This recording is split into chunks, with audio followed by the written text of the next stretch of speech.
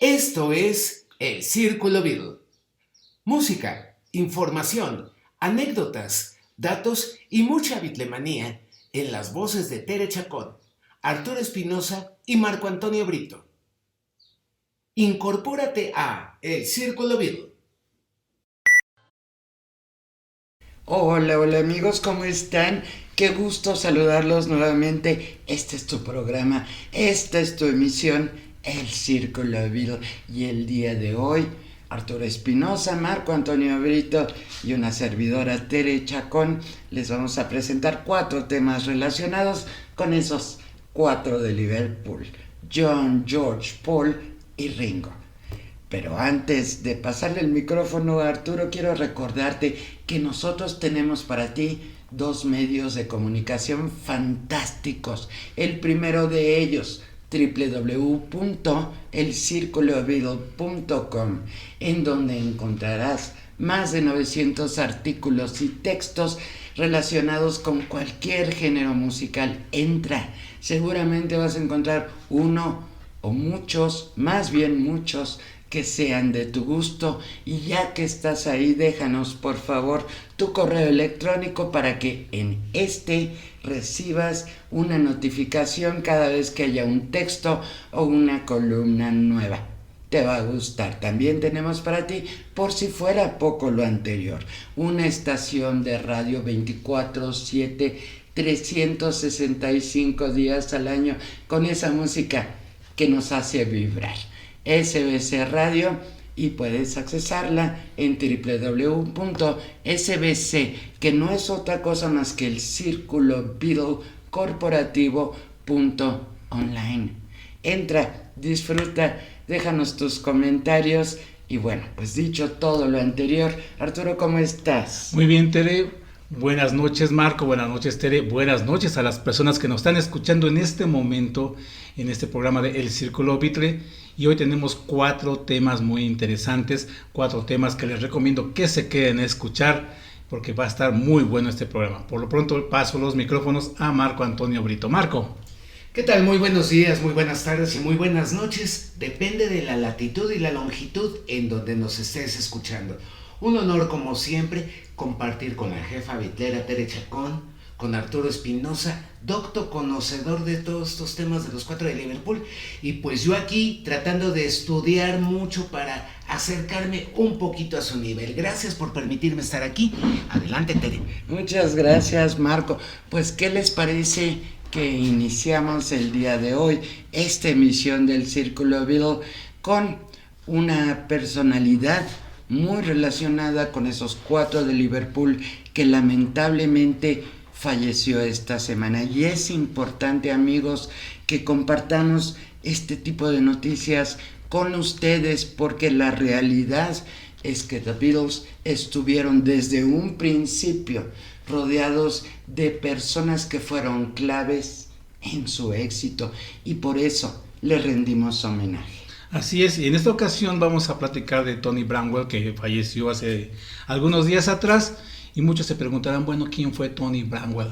Bueno, pues él fue un amigo de The Beatles, un amigo desde la infancia, Marco. A mí me resulta siempre interesante esto, porque son amigos de la infancia, y tú podrías pensar, bueno, van pasando los años y al final de cuentas, pues a muchos amigos los dejas atrás, después ya ni siquiera te acuerdas de quiénes son ellos, pero en este caso Tony Bramwell fue incluso hasta mano derecha de Brian Epstein.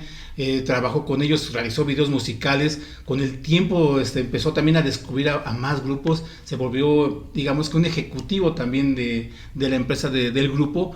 Pero a mí me queda esto, o sea, tú conoces a gente que desde niño, por ejemplo, va pasando el tiempo y los vas dejando, o sea, vas dejando a estos amigos, ya después, como lo dije, ni te acuerdas, pero este fue un caso muy diferente, Marco.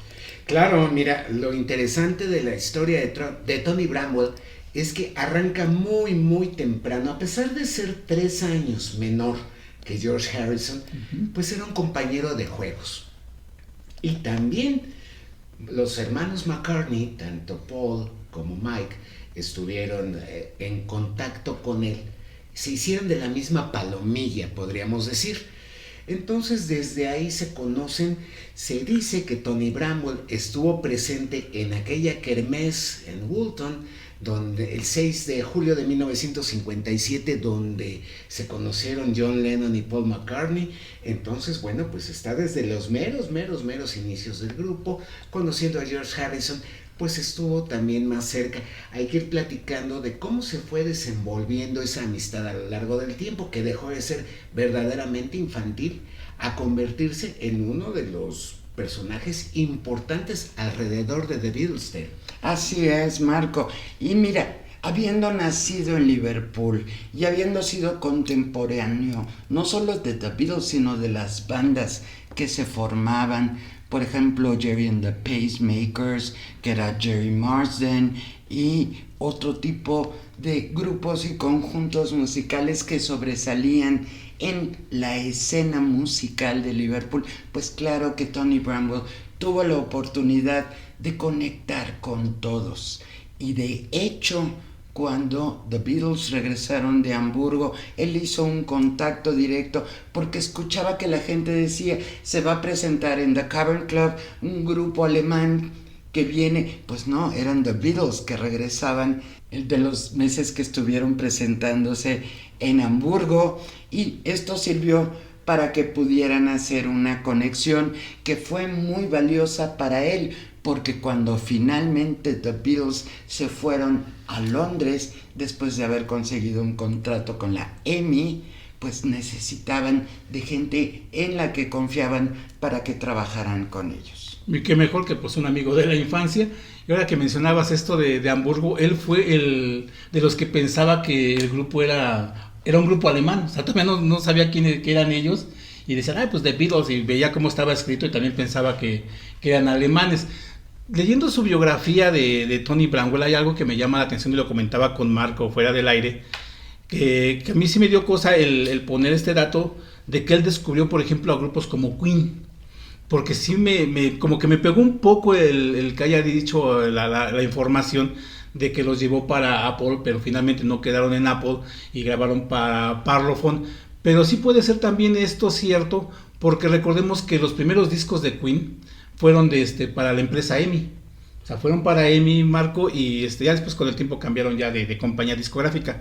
Pero los discos de Queen fueron de EMI, entonces sí, esa información sí puede ser algo verídica o puede ser completamente verídica, lo de Tony Bramwell que descubrió a Queen.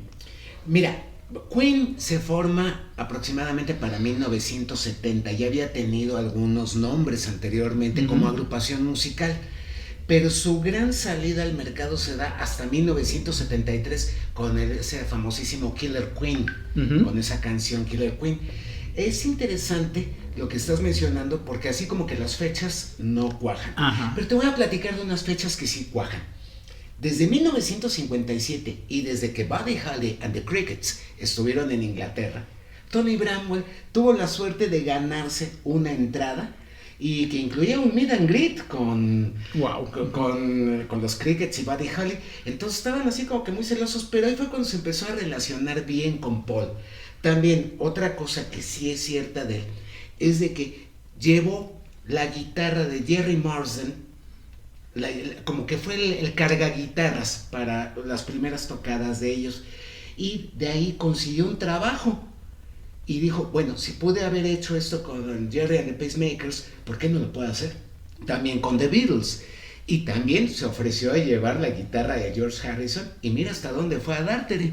Sí, no, increíble. Y mira, leía yo también en su biografía que cuando ya estaba en Londres con The Beatles y con Brian trabajando, pues a él le encargaron hacer todo lo relacionado a estos videos musicales promocionales que The Beatles empezaron a hacer, los primeros en el mundo, en relación a algunas de sus canciones. Él se encargó de varias de las escenas de Penny Lane, por ejemplo, filmando en Liverpool las partes, por ejemplo, aquella en el video en donde se ve a The Beatles en caballos, por ejemplo. Y bueno, todo esto le sirvió para volverse un profesional de las cámaras, un productor de videos musicales, lo cual le fue muy útil a futuro. De hecho, ahí encontró una muy buena beta porque los videos musicales en la actualidad pues es algo que vemos. Y entonces recordamos, por ejemplo, estos videos que acabas de mencionar como Penny Lane, Strawberry Fields Forever, que él estuvo prácticamente detrás de toda esta producción y esto lo hace también un pionero de esos videoclips, Marco. Sí, mira, aparte de la experiencia y los videos que se ganó de estar viendo y viendo los conciertos de Cilla Black, de Jerry and the Pacemakers y todo, fíjate que también se encargó de ser el manager de la gira de 1966. A él estaban a cargo de las luces, el sonido, y llegó a contratar personalidades emergentes como Jimi Hendrix Experience y Pink Floyd. Entonces, bueno, ya se va formando toda una leyenda conforme a Tony Bramwell, de quien se dice que no bebía y no fumaba. Fíjate qué curioso el mantenerse alejado del entorno. Imagínate, Jimi Hendrix, Pink Floyd, The Beatles, todo el mundo le entraba bien y bonito, y él con su Coca-Cola de repente se tomaba un whisky, no hay ningún problema, pero hasta ahí. Y cuando Apple Records volvió a estar activo en los años 90 con las reediciones de los álbumes antiguos, Tony fue también un recurso muy importante. De hecho, pues las oficinas de Apple estaban pobladas por secretarias, contadores, y tenían que llamar a Tony si iban a investigar en los archivos y encontrar nuevo material sobre los registros antiguos. Sí, qué difícil mantenerse abstemio totalmente en el swinging London de los 60s, eso me parece maravilloso. Y bueno, amigos, lamentablemente hace unos días se avisó de manera oficial la muerte de Tony Bramwell, lo cual es una pena realmente, que todas aquellas personas que significaron mucho en el éxito de The Beatles pues hayan estado falleciendo en los últimos años, y aquí en el Círculo Beatle le rendimos un gran homenaje. Y nos vamos a música. ¿Qué vamos a escuchar, Marco? Pues mira, para recordar a Tony Bramwell, que no hay que olvidar que también en 2005 publicó su autobiografía Magical Mystery Tours in My Life with the Beatles. Fíjate. Bueno, pues mira, sugerimos para este bloque lo siguiente. ¿Qué te parece That'll Be the Day con los Quarrymen? Porque él estuvo presente ahí. Iniciemos. Y también vamos a escuchar Chains, que es una canción que no acostumbramos poner mucho, pero es un buen momento, ya que acompañó a The Beatles a lo largo de estos primeros difíciles años. Y Penny Lane, en donde intervino en el video. ¿Les gusta la idea? Sí, claro. Perfecto. Adelante, ingeniero. Disfrútenlas.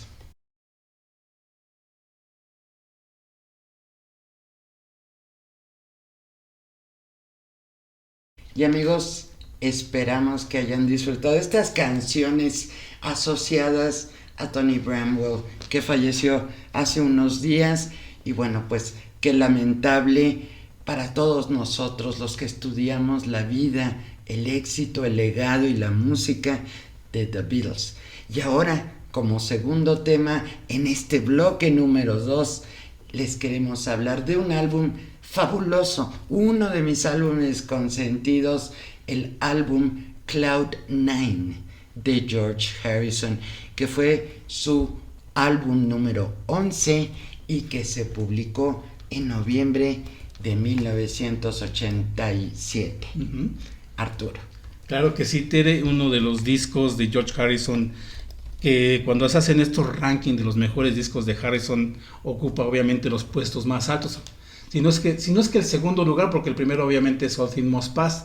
Este disco producido por Jeff Lynne, que salió, como bien decías, en noviembre del 87, y que viene, ahora sí que es el álbum siguiente al disco Gone Trouble, al cual prácticamente fue todo un fracaso, aunque yo no lo veo así, porque a mí sí me gusta Gone Trouble, tiene buenas cosas, pero George Harrison en esa década de los 80 no le estaba yendo tan bien.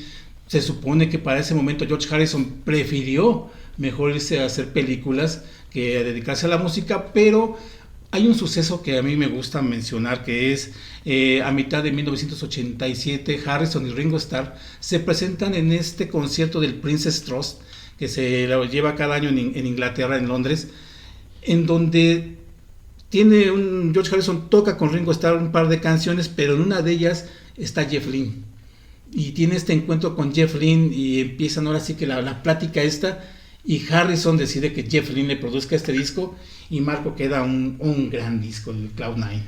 Sí, mira, este periodo que vino desde Gone Trouble hasta finales del 86, fueron 4 años, casi 5. Entonces, pues, él quería hacer películas con la productora Handmade Film. Y ahora que mencionas esto, es importante, la reunión con Jeff Lynne lo influencia mucho, tanto para querer componer nuevas canciones, como para que sonaran medio a Jeff Lynne, a Electric Light Orchestra. Desde ahí viene esa influencia. Entonces, el 5 de enero del 87 empezó a grabar, desde componer hasta grabar, y en la portada del disco se le puede ver con aquella legendaria Gretsch Duojet, modelo 6120, que fue restaurada para la ocasión y que estaba guardada desde el comienzo de The Beatles. Buenos músicos estuvieron también junto con él. Aparte del mencionado Ringo Starr y Eric Clapton, Gary Wright, incluso Elton John y Jim Kellner estuvieron ahí. Y en la batería. Grandes músicos. Sí, mira, lo hemos hablado en programas anteriores. El asesinato de John Lennon no solo trajo una gran consternación a nivel mundial, a nivel ex compañeros de banda fue devastadora para los 3 restantes, y en particular para George fue un gran golpe, que además se puso peor, como ya bien lo dijiste, Arturo, con el fracaso del álbum previo, con Trouble, que en mi muy humilde opinión, pues sí, tendría que haber fracasado, pero además le trajo un conocimiento, un entendimiento a George que es muy importante. Ya no podía él encargarse de todo en sus productos. No podía ser el productor, el director, el compositor, el cantante, el arreglista. Tenía que delegar en grandes talentos del momento muchas de las funciones que había estado acostumbrado a hacer si quería tener un éxito. Y creo que en el momento en que se asoció a Jeff Lynne, hizo algo muy interesante. Lo hizo después con Clapton, unos años después, pocos años después. Asociarse con gente de un gran nivel musical, eso fue lo que hizo que su regreso, además con la canción Got My Mind Set on You, que no fue compuesta por él, ahorita nos van a platicar quién fue quien la compuso y la historia de la canción, pero al retomar él esta versión, tener 2 videos de la misma, fue un gran éxito a nivel mundial. Y hay un detalle, hay un dato que a mí me gusta mucho. Cuando sale el sencillo que decía I Got My Mind Set on You, ¿sabes a qué canción desbancó del primer lugar en la lista de popularidad? Nada más y nada menos que a George Michael. Lo bajó, él tenía Faith, George Michael, que es un rolón. Pues llegó George Harrison y Quítate que ahí te voy al primer lugar. Y tenía tiempo que George Harrison no tenía un primer lugar. Y hagamos ahora sí que este recuento de discos. Sale Somewhere in England, asesinan a John Lennon, sale Somewhere in England y tiene su éxito All Those Years Ago, pero coincide pues con la muerte de John, prácticamente fue para John. Sale Gone Tropo, que también es un fracaso, que como yo lo dije, a mí me gusta, pero fue un fracaso. O sea, la década de los 80 no pintaba bien para George Harrison hasta que se asocia con Jeff Lynne y saca este disco Cloud9, que después va a ser el álbum que va a ser, digamos que la influencia para el siguiente grupo, que va a ser los Traveling Wilburys, que un día platicaremos de ellos. Y aparte este sonido de Jeff Lynne, que a mí me gusta mucho, que tiene este Cloud9, que después repitió por ejemplo con Tom Petty en el Full Moon Fever, y después con este Roy Orbison, que también les produjo los discos, pero es como digamos esta trilogía de discos producidos por Jeff Lynne, comenzando con el de George Harrison, Tom Petty y Roy Orbison, y aparte obviamente los Traveling Wilburys. Bueno, Tere comentaba hace un momentito cuál era la historia de la canción Got My Mind Set on You. Bueno, perteneció la versión original a Rudy Clark. Es una canción desde 1962 que fue grabada a finales de octubre y que salió como disco sencillo en enero de 1963. Como en NEMS, en la tienda de Brian Epstein, se tenía una copia de cada canción que salía y que podía tener potencial en Inglaterra desde los Estados Unidos. Bueno, George Harrison acostumbraba ir a comprar sus discos sencillos. Fíjate qué buena onda. Mi manager es el dueño de la tienda, pero yo tengo que comprar los discos sencillos. Agarraba 5 o 10 ejemplares de lo que le gustaba y entre ellas encontró ese disco sencillo de Roddy Clark. Conoció la canción y le gustó tanto que hizo una adaptación desde 1963 intentando que el grupo la grabara. No tuvo éxito y se quedó el proyecto pues muy atrás en ese sentido. Sin embargo, la canción, la versión original de Roddy Clark, pues es muy diferente a lo que podemos escuchar con George Harrison. Y si me permiten, daré las canciones que forman parte de este disco. Empieza con Cloud Nine y luego That's What It Takes, que es una composición de George Harrison, Jeff Lynne y Gary Wright. Fish in the Sand, Just for Today, This Is Love, que es una colaboración ya entre George Harrison y Jeff Lynne, y When We Was Fab, que es una canción que tiene una inspiración de Electric Light Orchestra por donde quieras ver. Claro. Le das la vuelta al disco y te encuentras con Devil's Radio, una de mis consentidas del disco. Someplace Else, que también es una maravilla, al igual que Wreck of the Hesperus. Son canciones que la gente no las tiene tan de inmediato, pero al escucharlas sin duda van a reconocer su valor. Breath Away from Heaven y la versión de Got My Mind Set on You con Roddy Clark. La incluyó finalmente al final del lado B del disco 3. Un disco que no tiene pierde. Y como bien dice Marco, puede que no conozcamos muy bien todas las canciones incluidas, todas valen la pena. Importante decir, Just for Today la compuso George, inspirado en el eslogan, en el motto de los alcohólicos anónimos, solo por hoy. Haré un cambio. When We Was Fab, como bien lo dijo ya Marco, tiene que ver totalmente con The Beatles y lo que sucedía cuando eran y siguen siendo fabulosos. Devil's Radio, y si ustedes escuchan el coro, es gossip. Es chisme. El radio del diablo es el chisme. Someplace Else, una de las mejores canciones de amor de un Beatles solista, primerísimo nivel, de esas canciones que te hacen suspirar cuando ves la letra, cuando la entiendes, cuando escuchas a Harrison cantando.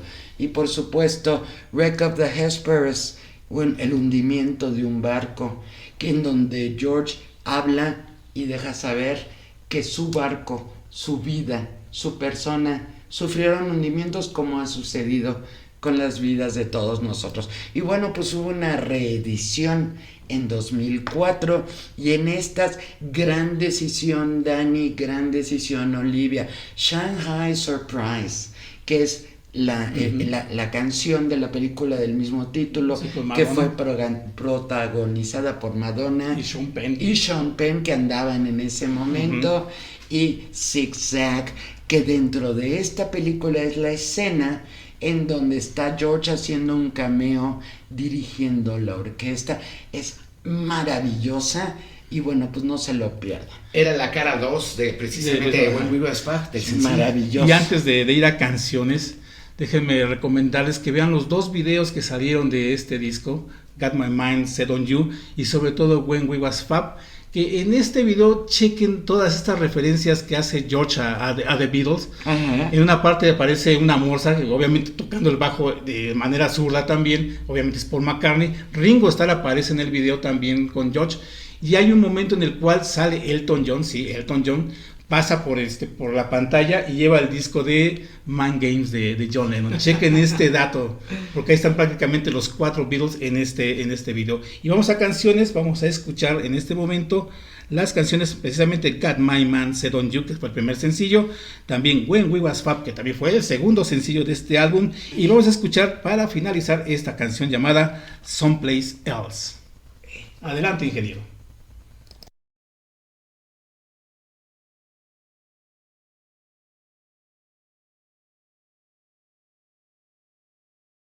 Y amigos, realmente esperamos que hayan disfrutado estas magníficas canciones del álbum Cloud9 de George Harrison. En especial, espero que hayan suspirado con esa belleza llamada Someplace Else. Y bueno, pues iniciamos el bloque número 3 de esta su emisión, El Círculo Beatle, Y ahora vamos a hablar de un tema que ha sido muy relevante en los últimos días, ya que se ha dado la noticia de que se están preparando 4 películas, no una, 4 películas biopics relacionadas con The Beatles. Y antes de pasarle el micro a Arturo, les quiero decir, en lo personal y desde el momento en que me volví bitlera, que fue en 2004, ya llovió y llovió en serio. Uno de los propósitos que me hice fue nunca ver películas con la interpretación de un tercero sobre la vida de The Beatles. Necesariamente cualquier director, cualquier persona fuera de los personajes oficiales, pues le va a meter ahí algo de novelita, le va a poner florecitas al guión. Si se dieron un beso, pues lo va a exagerar. Si se odiaban, lo va a exagerar. En fin, todas estas películas que han salido a lo largo de estos años relacionados con la vida de The Beatles son falsas. Igual se basan en algo, en un evento certero, sí, pero la manera de contarlas son falsas. ¿Y cuál es el riesgo? Que las nuevas generaciones se lo crean, que las nuevas generaciones piensen que aquello que vivieron The Beatles en la realidad estuvo totalmente deformado. Y ahora sí, Arturo, Marco, yo sé que ustedes no comparten mi opinión, les dejo los micros. Inspiradas en hechos reales, creo que esa frase ya se ha vuelto más peligrosa, claro, realmente, que cualquier otra cosa. Pero mira, aquí me gustaría intervenir primero, porque el tema de las biopics, pues necesariamente tienen que reflejar a la personalidad o al grupo musical del que se esté tratando de la mejor manera posible. Uh-huh. ¿Cuál es el sentido de hacer una biopic de entrada? Contar una historia. Pero muchas veces esa historia, si es completamente fiel, no es bonita. Y si es bonita, no es completamente fiel, como dice Tere. Claro.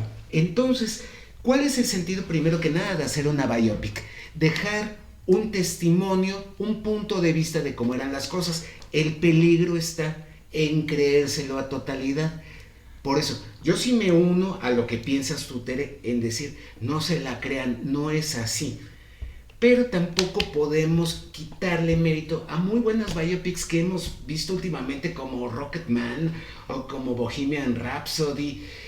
Hay películas biopics que sí tienen un elemento interesante desde el punto de vista fílmico y desde el punto de vista musical. Inventado.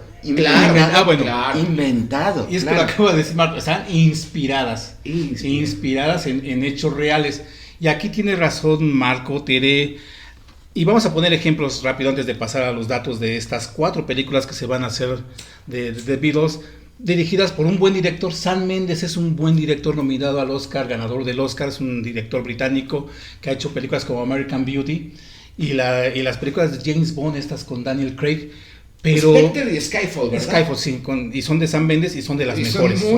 Son muy buenas y vamos a ver qué tal le queda. Yo no le doy el beneficio de la duda porque, como bien dice Tere, las biopics sí son un arma de 2 filos, porque como pueden ser un éxito como lo fue Bohemian Rhapsody, que esa película la ven los jóvenes y piensan que así fue la vida de Queen, cuando realmente no fue así la vida de Queen y de Freddie Mercury. Por soy tanto fanático de Queen reciente, ¿verdad? Exactamente, pero creen que Rami Malek es Freddie Mercury. Uh-huh. Es más, ven al actor y dicen, ya está Freddie Mercury. Bueno, momento, ese no es Freddie Mercury, es un actor que la hizo de Freddie Mercury.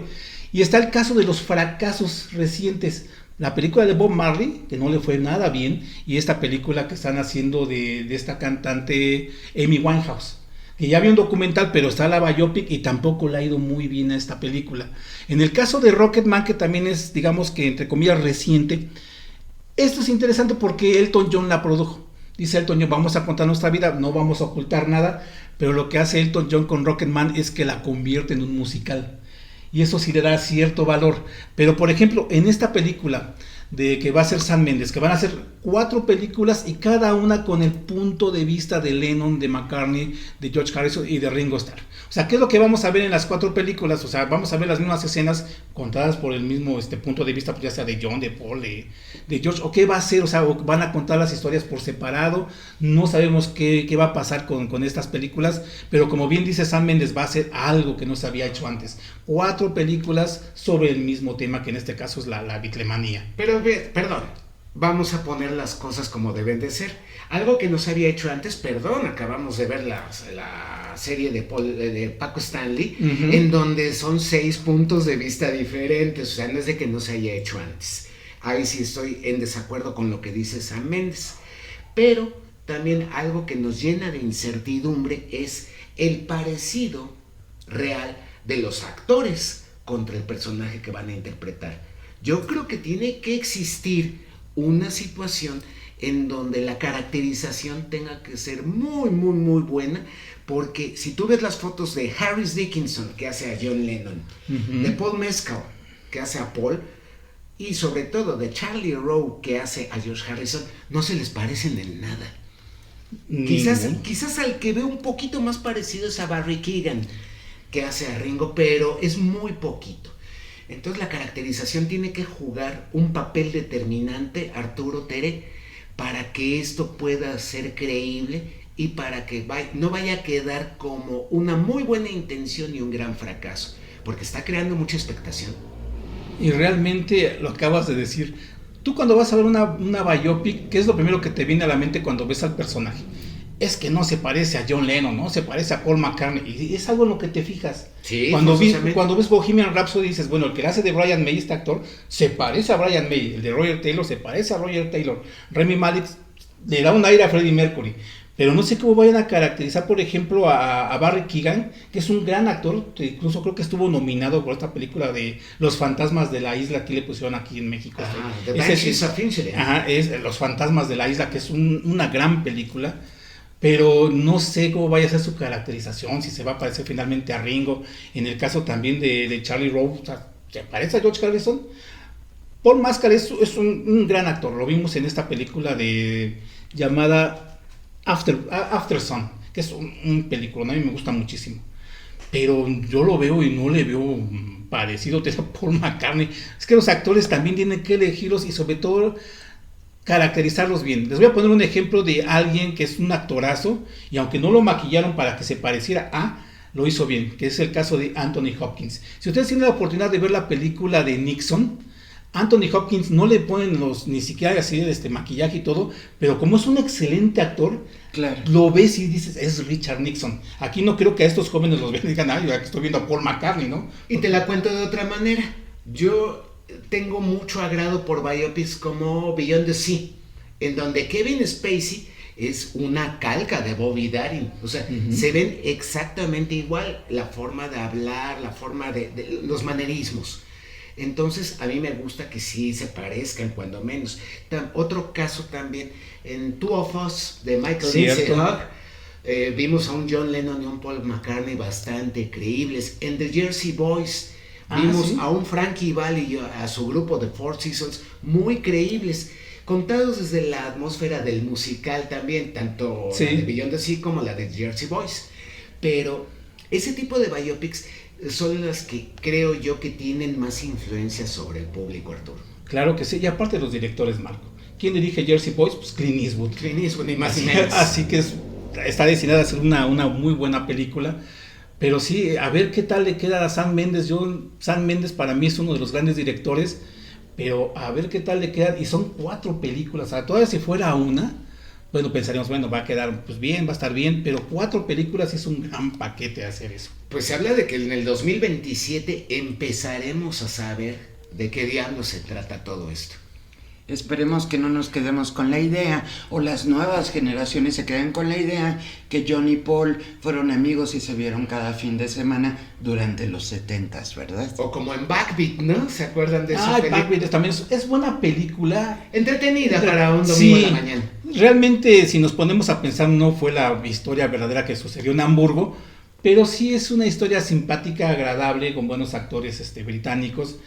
Y está bien, y aparte la historia que es de prácticamente no está centrada ni en Paul McCartney ni en John Lennon, sino que finalmente está en el que era el bajista de The Beatles, que se me fue el nombre. De Stuart Sutcliffe. Stuart Sutcliffe y su novia, la fotógrafa, que son buenos actores también. Me encanta la idea, pero ahora sí vamos a hablar de Beatles de veras y del legado que nos dejaron. Vamos a escuchar 4 canciones, ya que son 4 nuestros adorados Beatles, pero vamos a escuchar una de etapa de solista.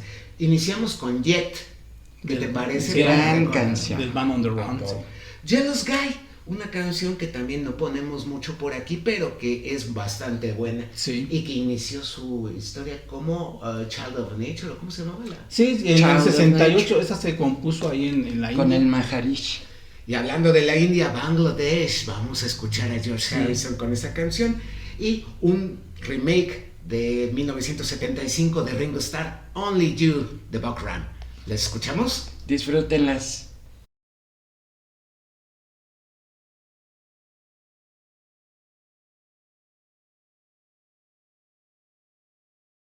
Estamos de regreso aquí en el Círculo Beatle y vamos a tratar un tema ya para este último bloque que siempre ha sido polémico, siempre ha sido muy socorrido. Hay películas y documentales que se han hecho acerca de este tema, que es la muerte de Paul McCartney, o la presunta muerte de Paul McCartney, así hay que decirlo, una situación que se dio a finales de los 60 y que hasta la fecha todavía sigue, increíblemente todavía sigue habiendo personas que creen este mito y todavía se preguntan, ¿murió Paul McCartney? Y es más, cuando vamos a las entrevistas que nos entrevistan Tere y Marco en una estación de radio, en algún programa, la pregunta obligada, la pregunta que siempre coincide con todos estos conductores es, ¿Paul McCartney está vivo o está muerto? Así de, ¿qué onda? Es muy interesante, Arturo, porque este es un mito que se convirtió en leyenda y que todavía las generaciones actuales pueden creerla y la defienden. Y el asunto se ha vuelto muy lucrativo hablar de Paul. Ustedes pueden buscar en internet diferentes sitios relacionados con esta presunta muerte de Paul y hay varios. Y algunos son asombrosos y tienen algunos de ellos algunos argumentos que hasta te pueden convencer, Marco. Te dicen, por ejemplo, tú puedes engordar lo que quieras, o puedes enflacar lo que quieras, pero una medida en el rostro que nunca va a cambiar es la distancia entre tus ojos, por ejemplo. Y entonces hacen un análisis con una foto de Paul antes del 66 y después de ese año, y es diferente. Es algo realmente asombroso. Mira, a mí me ha gustado meterme un poquito en el tema, sobre todo porque tú escribiste, Tere, un maravilloso artículo que está a disposición en nuestro volumen 1 de Rockeros y Bitleros, un gran artículo que aclara para mí todas las dudas sobre el tema.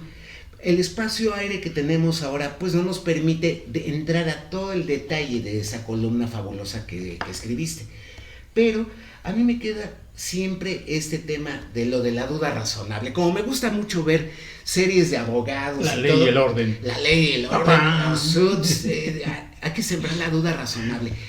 Hay un argumento también del que se ha hablado poco. El rostro de Paul McCartney es ligeramente asimétrico. Eso es algo que es una condición que se va incrementando en cuanto a los años.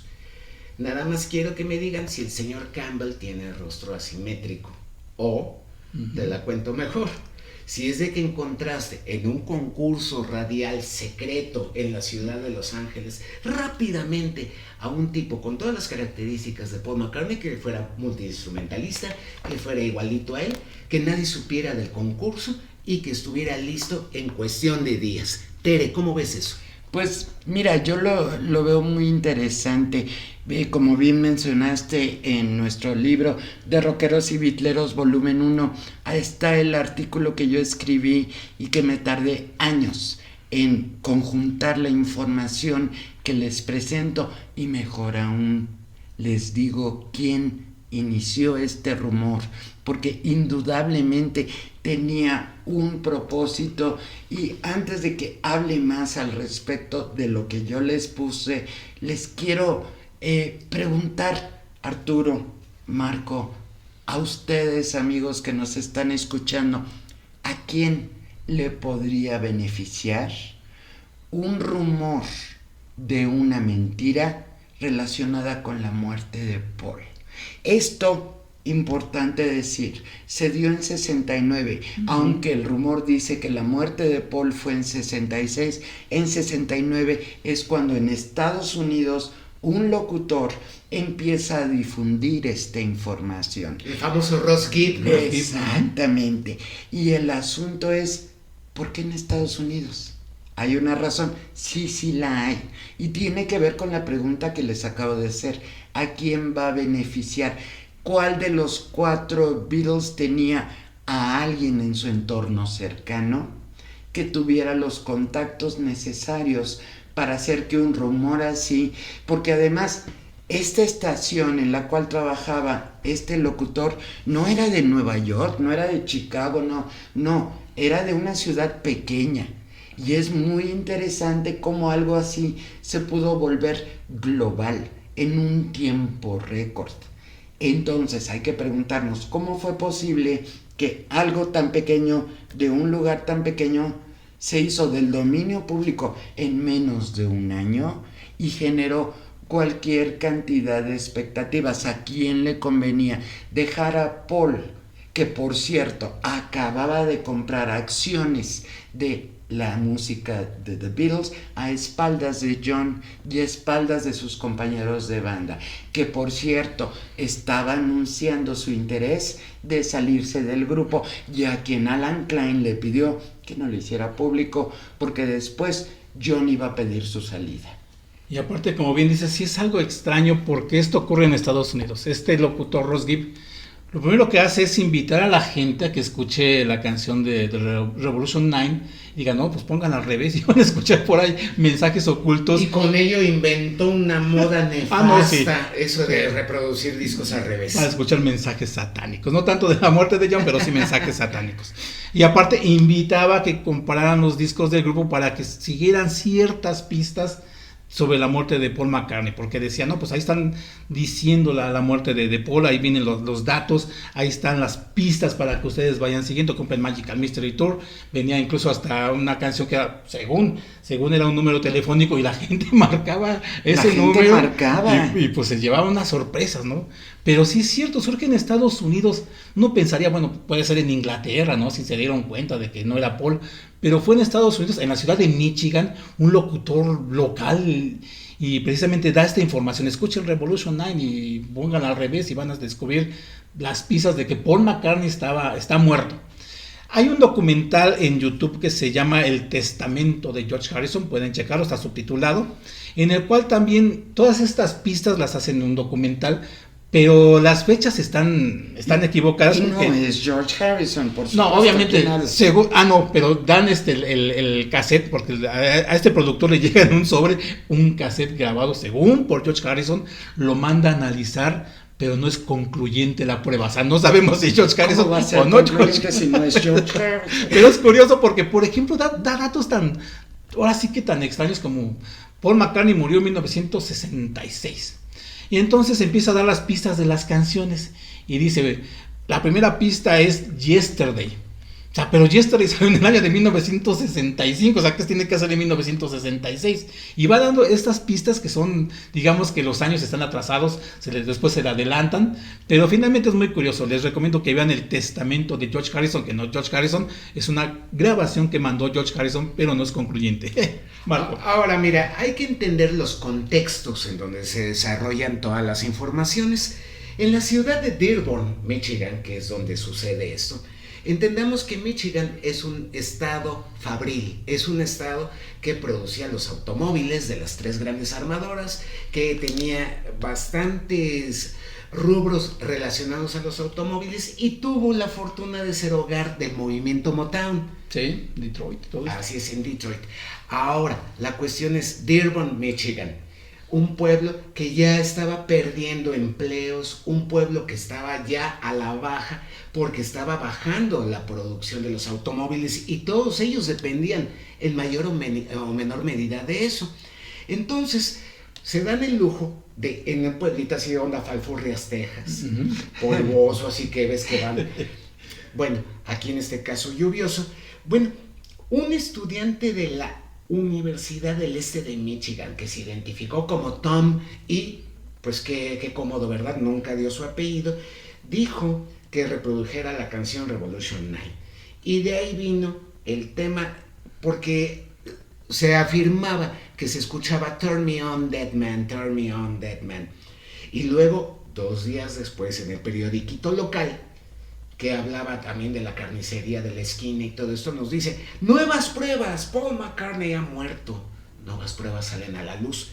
Y pues hasta le dedicaron un show de 1 hora que empezó a correr desde finales de 1969 en la WKNR FM y fue retransmitido posteriormente en Detroit. ¿A qué voy con todo esto? Tere preguntaba a quién podría servirle y siendo esto en los Estados Unidos.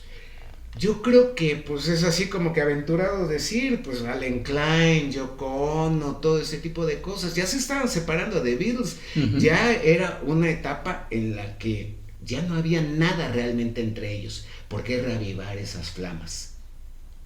Y ojo, Paul estaba quedando en 1969 como el malo de la historia. Sí. Como el que quería disolver, el que quería manejar, el que se estaba enriqueciendo a espaldas de sus compañeros. Esto francamente se veía ya que venía en picada. Le convenía a Paul, por supuesto, quedar como el bueno. Imagínate que muere. No sentirías la suficiente pena como para correr a comprar todos los productos de The Beatles, porque por cierto también desde la muerte de Brian Epstein las ventas en Apple venían disminuyendo, otros grupos estaban saliendo, teniendo éxito y era necesario tener finanzas nuevamente que fueran muy sólidas. Esto fue fabricado y fue fabricado de una manera muy ingeniosa por alguien que tenía los contactos necesarios en los Estados Unidos. Es más, se llegó al colmo de que un DJ de Detroit, que se llama Terry Knight, grabara una canción que se llamara Saint Paul. Esto sucedió en mayo de 1969, lo cual es muy interesante ya que es anterior al hecho de septiembre del 69 que fue todo el chisme. Ya tenía grabada la canción que se llamaba Saint Paul, en donde hablaba de una inminente separación del grupo, Arturo. O sea, ya había, ahí estaban las pistas, no tanto de la muerte de Paul, sino ya la próxima separación del grupo, ya para 1969 a estas alturas, pues ya estaba a punto de salir también el Abbey Road, que era el último disco del grupo, ya no se llevaban bien. Pero las ventas en Estados Unidos, por ejemplo, de discos, había ya bastantes nuevos grupos que también tenían, pues, ahora sí que eran vendedores de discos, estos grupos que empezaban a surgir. Pero imagínate el que salga esta información y te diga, en el álbum Magical Mystery Tour escuchen la canción de Strawberry Fields Forever, donde dice I buried Paul, ¿no? Yo enterré a Paul. Cuando debe decir Cranberry Sauce. Pero bueno, ya cuando te dicen, por ejemplo, algo, escucha y dice I buried Paul, tú ya cuando escuchas el disco estás escuchando que dice I buried Paul, o sea, ya no estás escuchando otra cosa. Es como cuando te dicen, esta canción dice el Pingüino Rodríguez, ¿no? En estas canciones, de lo que entendemos. Y ya cuando escuchas la canción esta de Christopher Cross, escuchas el Pingüino Rodríguez. Esto es lo que pasa finalmente. Así es. ¿Fue cierto o no fue cierto? Pues mira, en realidad fue cierto que gente muy allegada a un Beatle que vivía en los Estados Unidos orquestó esto, y los invitamos a entrar a www.elcirculobeatle.com o www.sbc.online. Ahí van a ver en un recuadro estos libros de rockeros y beatleros y los invitamos a leer quién decidió que se llevara a cabo esta mentira, que además, ¿con qué pantalones, por no decir la otra expresión, con qué pantalones la prensa en los Estados Unidos se atreve a imprimir, a difundir, a promocionar una noticia de que Paul ha muerto sin checar los registros de la policía de Londres de 1966. No existe un recuento de un accidente de la noche del 5 de noviembre, me parece, o 6 de noviembre de la noche, con un Aston Martin en donde alguien salió decapitado. Eso no existe.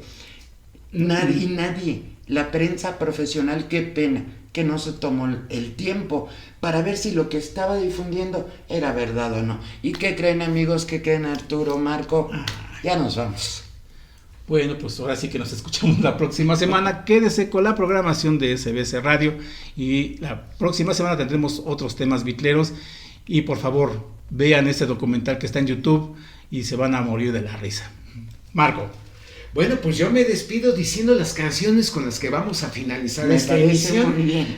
Pues las que tienen que ver con las pistas, ¿no? ¿Qué tal Strawberry Fields Forever? Claro, Ivory Paul, sí. Y todo el mundo va a encontrar ese Ivory Paul. A Day in the Life, que realmente se refería a Tara Brown. Pero fue Paul McCartney al final, que perdió la cabeza en ese accidente. Y Glass Onion, en donde se dice muy claramente que el amor será ¿quién? Paul. Así es. Bueno, pues con esto me despido. Muchísimas gracias. Hasta la próxima semana. Gracias, amigos. Gracias, Marco. Gracias, Arturo. Pero sobre todo, gracias a todos y cada uno de ustedes. Sin ustedes, esto sencillamente no sería posible. Yo soy Tere Chacón y esto fue El Círculo Beatle.